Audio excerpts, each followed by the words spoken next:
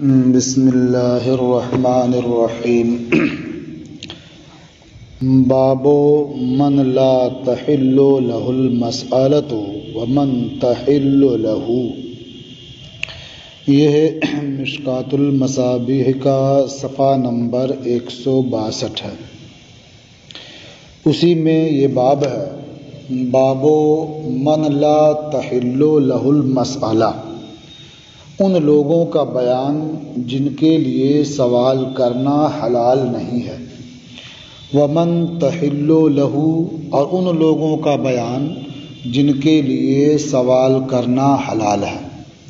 تو اس باب میں دونوں قسم کے لوگوں سے متعلق احادیث نقل کی جاتی ہیں۔ اب آپ اطمینان سے احادیث پڑھیں اور دونوں قسم کے لوگوں کے بارے میں معلومات کریں۔ الفصل الاول، عن قبیصۃ بن مخارق قال تحملت حمالۃ فأتيت رسول اللہ صلی اللہ علیہ وسلم اسألہ فیہا۔ حضرت قبیصہ ابن مخارق سے مروی ہے، انہوں نے فرمایا کہ میں نے ایک زمان کی کفالت کر لی، میں ایک زمان کا کفیل ہو گیا، تو میں اللہ کے رسول صلی اللہ تعالی علیہ وسلم کی خدمت میں آیا حضور سے اس سلسلے میں کچھ مانگنے کے لیے۔ فقال اقم حتی تأتینا الصدقۃ فنأمر لک بہا۔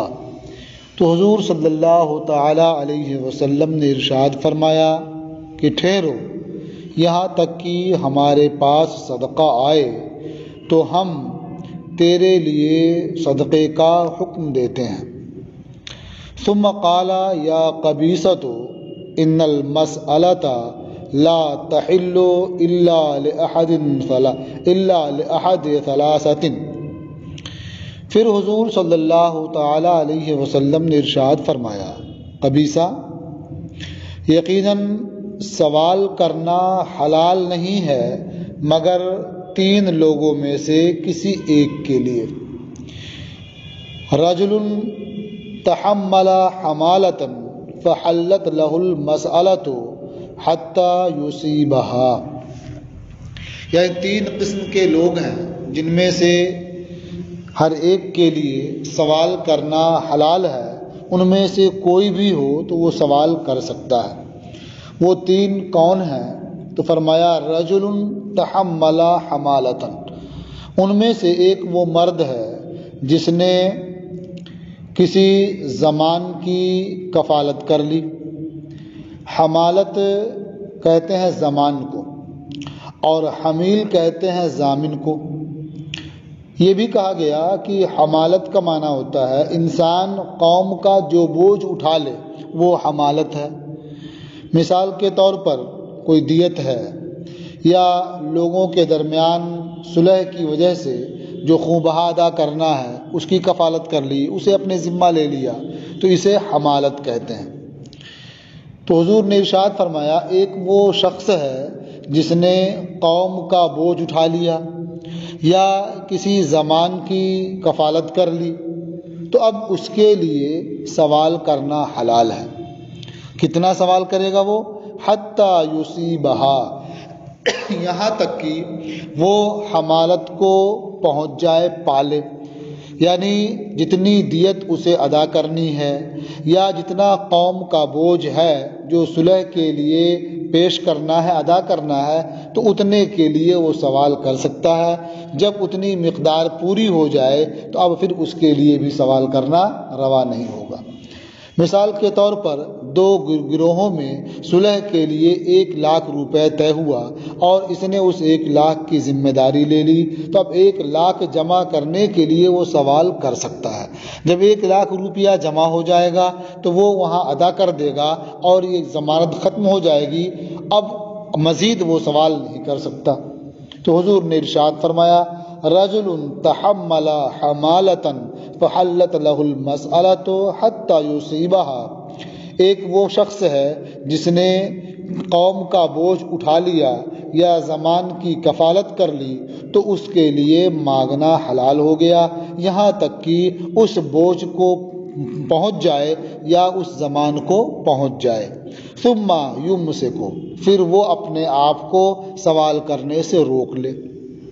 وَرَجُلٌ أَصَابَتْهُ جَائِحَةٌ اجتاحت مَالَهُ، اور ان تین میں سے دوسرا وہ شخص ہے جسے کوئی ہلاک کرنے والی آفت پہنچی تو اس آفت نے اس کے مال کو تباہ و برباد کر دیا۔ فحلت له المسألة حتى يصيب قواما من عيش او قال سدادا من عيش، تو اس کے لیے مانگنا حلال ہو گیا یہاں تک کہ وہ زندگی کے قوام کو پالے، یا راوی کو شک ہے کہ حضور نے قوامم من عیش فرمایا یا سدادم من عیش فرمایا، یعنی جس کا مال مصیبت کی وجہ سے، آفت کی وجہ سے تباہ و برباد ہو گیا تو اس کے لیے بھی سوال کرنا حلال ہے۔ کتنا سوال کرے گا؟ یہاں تک کہ وہ اتنا پا جائے جس سے اس کی زندگی قائم رہ سکے، یا جس سے اتنا پالے جس سے وہ زندگی کی ضرورتوں کو پوری کر سکے۔ سداد کہتے ہیں ما یسد بہ الحاجہ، جس کے ذریعہ آدمی حاجت اپنی پوری کر سکے، وہ سداد ہے۔ تو ایسے شخص کے لیے مانگنا حلال ہے اتنی مقدار میں کہ وہ اس کی زندگی کو قائم رکھ سکے یا اس کی زندگی کی حاجتیں پوری کر سکے۔ وَرَجُلٌ أَصَابَتْهُ فَاقَةٌ حَتَّى يَقُومَ ثَلَاثَةٌ مِّن ذَوِي الْحِجَى مِن قَوْمِهِ لَقَدْ أَصَابَتْ فُلَانًا فَاقَةٌ فَحَلَّتْ لَهُ الْمَسْأَلَةُ حَتَّى يُصِيبَ قِوَامًا مِّنْ عَيْشٍ أَوْ قَالَ سِدَادًا مِّنْ عَيْشٍ۔ اور تین قسم کے لوگوں میں تیسرا وہ شخص ہے جسے فاقہ پہنچا، فاقے کی نوبت آ گئی، تو اب اس کے لیے سوال کب حلال ہوگا اور کب اسے دینا روا ہوگا؟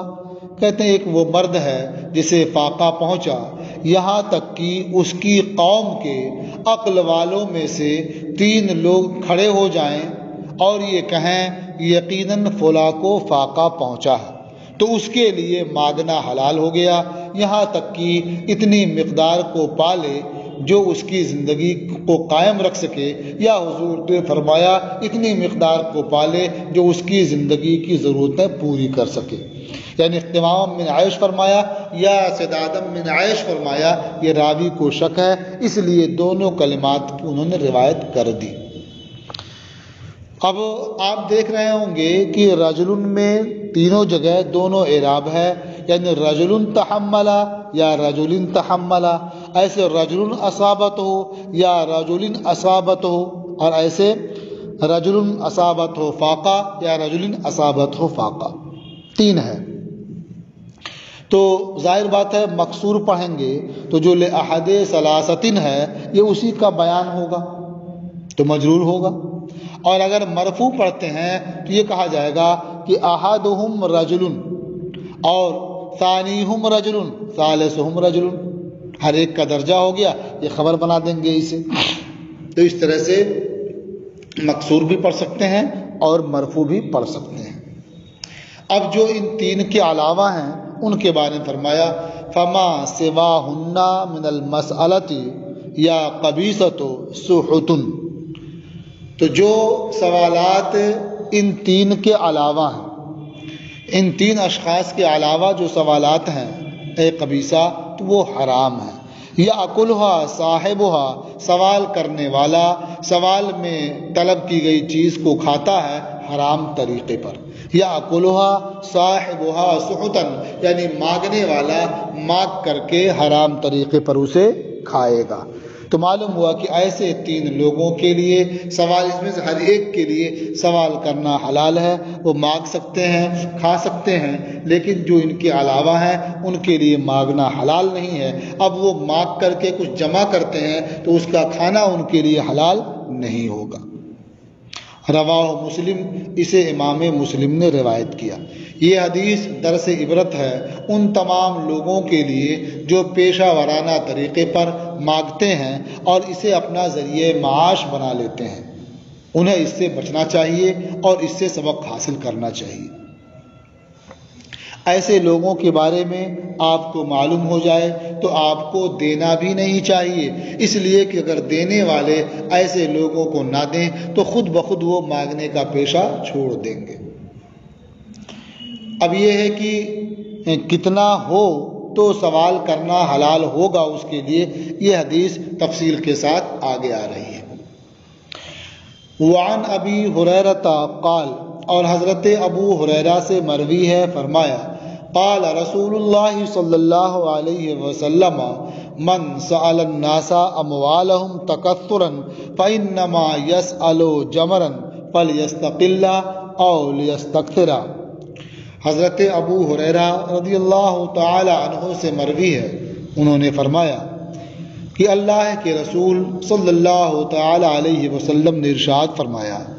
کہ جو لوگوں سے ان کے مال بڑھانے کے لیے مانگے تو یقیناً وہ انگارہ مانگتا ہے، تو چاہے اسے کم کرے یا چاہے اسے بڑھائے۔ یعنی اگر مال اس لیے نہیں مانگا کہ اپنے فاقے کو دور کر سکے، اپنی ضرورت پوری کر سکے، بلکہ مال بڑھانے کے لیے لوگوں سے سوال کرتا ہے، ان کا مال مانگتا ہے، تو یاد رکھیں اس کا یہ سوال کرنا، یہ مانگنا، یہ انگارے کو طلب کرنا ہے، انگارہ مانگنا ہے۔ اب جتنا مانگے گا اتنا وہ انگارے میں اضافہ کرے گا، اور نہیں مانگے گا تو انگارے میں وہ کمی کرے گا۔ اسی لیے حضور نے توبیخاً ارشاد فرمایا فَلْيَسْتَقِلَّ أَوْ لِيَسْتَكْثِرَ، تو وہ انگارے کو کم کرے، انگارے کی کمی کو چاہے یا اس کی زیادتی کو چاہے، اسے گھٹائے اور چاہے بڑھائے۔ رواہ مسلم، اسے امام مسلم نے روایت کیا۔ وعن عبداللہ ابن عمر قال،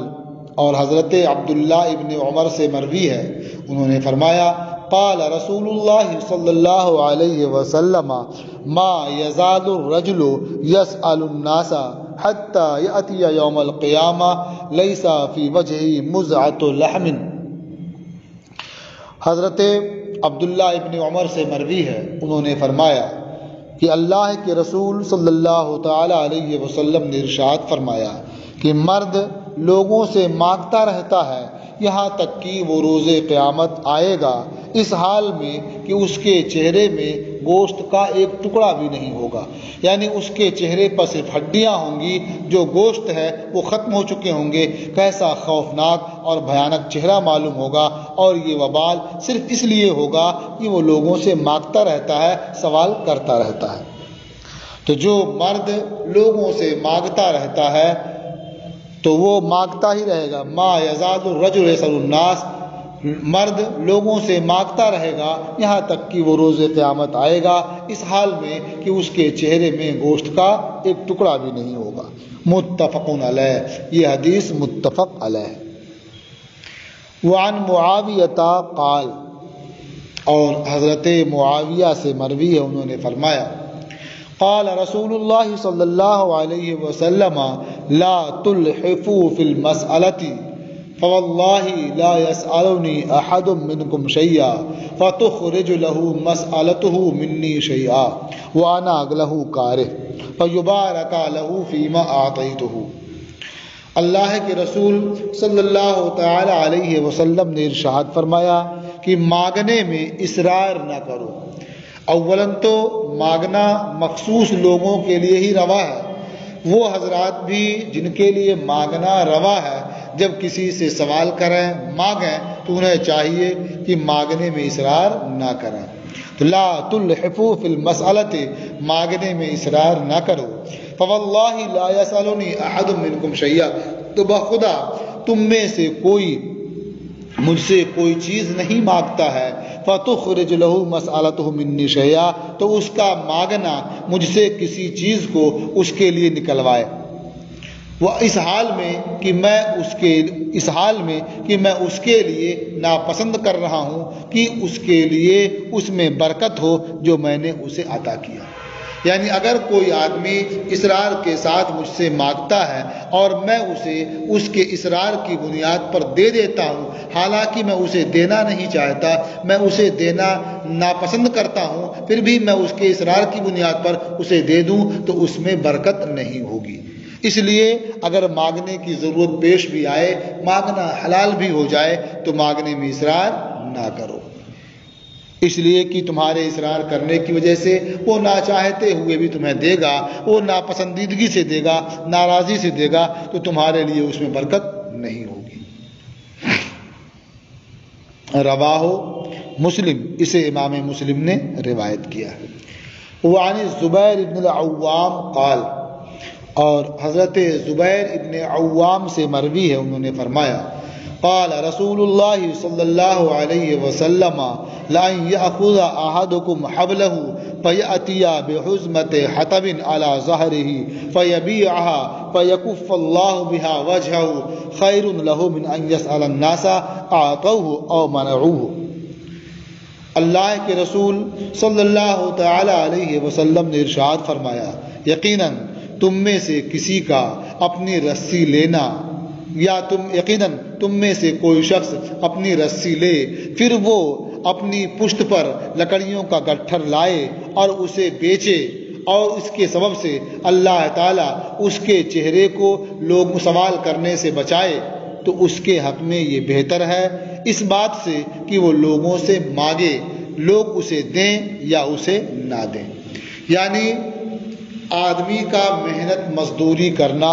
چھوٹا چھوٹا پیشہ اختیار کر لینا، اس سے روزی روٹی کمانا، یہ اس کے حق میں اس بات سے بہتر ہے کہ آدمی لوگوں سے مانگے،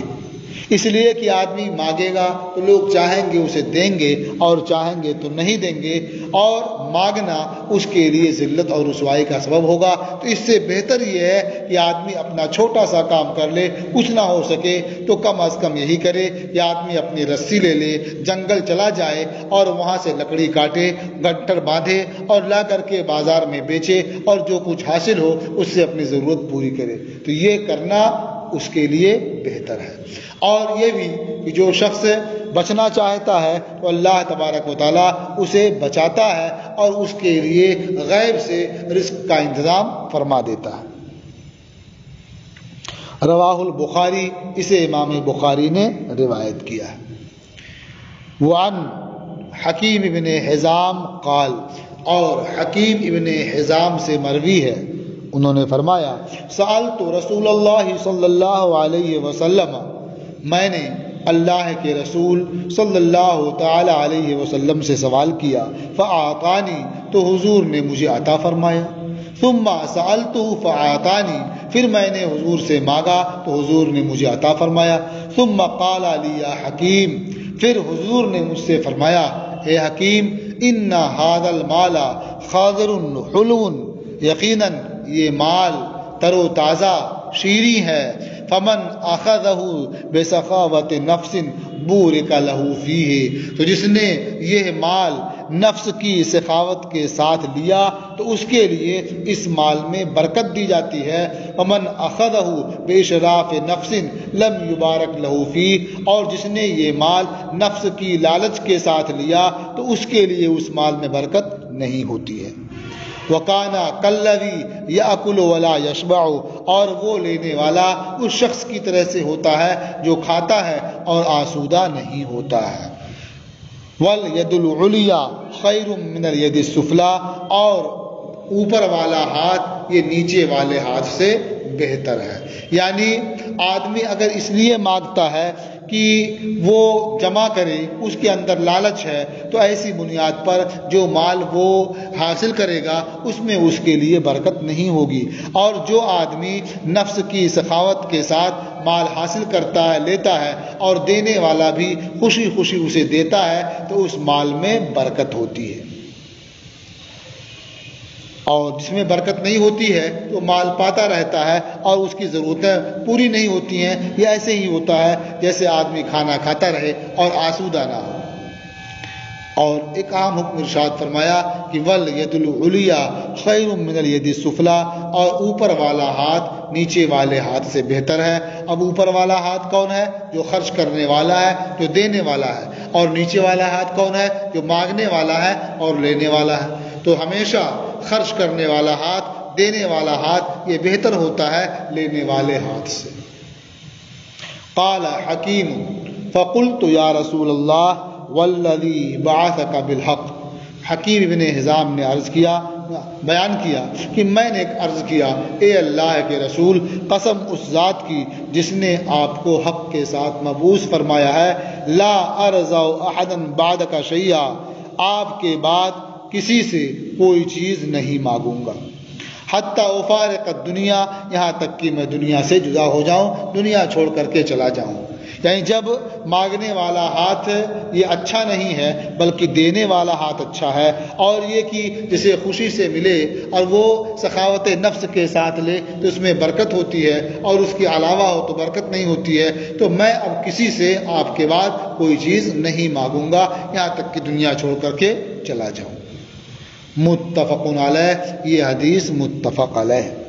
وعن ابن عمر ان رسول اللہ صلی اللہ علیہ وسلم قال، اور حضرت عبداللہ ابن عمر سے مروی ہے کہ اللہ کے رسول صلی اللہ تعالی علیہ وسلم نے ارشاد فرمایا، وہو علی المنبر، اس حال میں کہ حضور منبر پر تشریف فرماتے، وہو یذکر صدقۃ والتعفف عن المسألہ، اور حضور صدقے اور مانگنے سے بچنے کا ذکر فرما رہے تھے، تو اس درمیان حضور نے ارشاد فرمایا،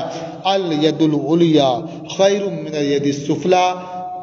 اوپر والا ہاتھ بہتر ہے نیچے والے ہاتھ سے، والید العلیٰ ہی المنفقہ والسفلی ہی السائلہ، اور اوپر والا ہاتھ یہ وہ ہاتھ ہے جو خرچ کرنے والا ہے، اور نیچے والا ہاتھ وہ ہاتھ ہے جو مانگنے والا ہے، سوال کرنے والا ہے۔ متفق علیہ، یہ حدیث متفق علیہ ہے۔ اس سے یہ بات سمجھ میں آتی ہے کہ دینے والا اگرچہ اپنے ہاتھوں میں بھر کر کے وہ نیچے رکھے اور لینے والا اس میں سے نکالے، جب بھی وہ لینے والا ہاتھ یہ اوپر والا ہاتھ نہیں ہوگا اور دینے والا ہاتھ یہ نیچے والا ہاتھ نہیں ہوگا، اس لیے کہ عموماً دینے والا ہاتھ یہ اوپر ہوتا ہے اور لینے والا ہاتھ نیچے ہوتا ہے، اسی لیے ید علیٰ اور ید سفلی فرمایا گیا، ورنہ حقیقت میں خرچ کرنے والا ہاتھ یہ بہتر ہے مانگنے والے ہاتھ سے، وصول کرنے والے ہاتھ سے۔ متفق علیہ، یہ حدیث متفق علیہ ہے۔ وعن ابی سعید الخدری قال، اور حضرت ابو سعید خدری سے مروی ہے، فرمایا، ان اناسا من الانصار سألوا رسول اللہ صلی اللہ علیہ وسلم فاعطاہم، ابو سعید خدری سے مروی ہے، انہوں نے فرمایا کچھ انصار کے کچھ لوگوں نے اللہ کے رسول صلی اللہ تعالی علیہ وسلم سے مانگا تو حضور نے انہیں عطا فرمایا، حتی نفد ما عنده، یہاں تک کہ وہ سب ختم ہو گیا جو حضور کے پاس موجود تھا۔ فقال ما يكون عندي من خیر فلن ادخره عنكم، تو حضور نے ارشاد فرمایا کہ جو کچھ میرے پاس مال ہوگا میں اسے تم سے بچا کر ہرگز ذخیرہ نہیں کروں گا۔ ما یکون عندی من خیر، جو کچھ میرے پاس مال ہوگا، فلن ادخرہ عنکم، تو میں تم سے بچا کر کے اسے ہرگز ذخیرہ نہیں کروں گا۔ ومن یستعف یعفہ اللہ، اور جو شخص پارسائی چاہتا ہے اللہ اسے پارسا بنا دیتا ہے، یعنی جو مانگنے سے بچنا چاہتا ہے اللہ تعالیٰ اسے مانگنے سے بچا دیتا ہے۔ ومن یستغنی یغنہ اللہ، اور جو لوگوں سے بے نیازی چاہتا ہے اللہ اسے لوگوں سے بے نیاز کر دیتا ہے۔ ومن یتصبر یصبرہ اللہ، اور جو صبر کرنا چاہتا ہے اللہ تعالیٰ اسے صبر کی توفیق عطا فرما دیتا ہے۔ وما اعطی احد عطاء ہوا خیر و اوسع من الصبر، اور کسی کو ایسی بخشش نہیں ملی جو صبر سے زیادہ بہتر اور صبر سے زیادہ وسعت والی ہو، یعنی صبر ایک ایسی نعمت ہے، ایک ایسی توفیق ہے، یا ایسی بخشش ہے جسے یہ مل گئی تو یہ بہت بڑی چیز ہے، اس لیے کہ اس سے بہتر اور اس سے وسعت والی کوئی اور بخشش نہیں دی گئی۔ متفق علیہ، یہ حدیث متفق علیہ۔ وعن عمر بن الخطاب، اور حضرت عمر ابن خطاب سے مروی ہے، فرمایا کان النبی صلی اللہ علیہ وسلم یعطینی العطاء فاقول اعطہ افقر الیہ منی، نبی کریم صلی اللہ تعالی علیہ وسلم مجھے عطا فرمایا کرتے تھے تو میں کہتا کہ یا رسول اللہ یہ اسے دے دیں جو مجھ سے زیادہ اس کا محتاج ہے، آتے ہی افقر الیہ منی، یہ آپ اسے عطا فرما دیں جو اس کا مجھ سے زیادہ محتاج ہے۔ فقالا، تو حضور ارشاد فرماتے خود ہو فتمول ہو، تم اسے لے لو اور اسے اپنے مال میں شامل کر لو، تم اس کے مالک بن جاؤ، وتصدق بہی، اور تم اسے خیرات کر دو، صدقہ کر دو۔ فما جاءک من هذا المال وانت غیر مشرف ولا سائل فخذہ، تو جو مال، اس مال میں سے جو تمہارے پاس آئے اس حال میں کہ تم اس کی لالچ نہیں رکھتے ہو اور تم مانگنے والے نہیں ہو، فخود ہو، تم اسے لے لو، یعنی جو بغیر لالچ کے، بغیر مانگے تمہارے پاس آئے تم اسے لے لو، اس کے مالک بن جاؤ، پھر اس کے بعد